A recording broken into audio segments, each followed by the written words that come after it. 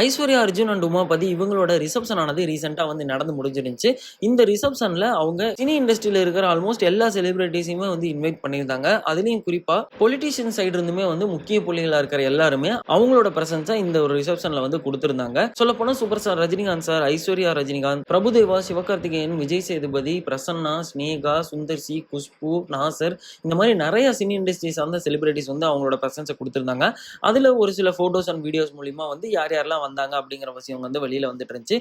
In fact சொல்ல போனா ஒரு சில போட்டோஸ் அண்ட் வீடியோஸ் கூட வெளியில்லாத செலிபிரிட்டிஸ்மே அந்த இடத்துல அவங்களோட பிரசன்ஸை கொடுத்திருக்காங்க.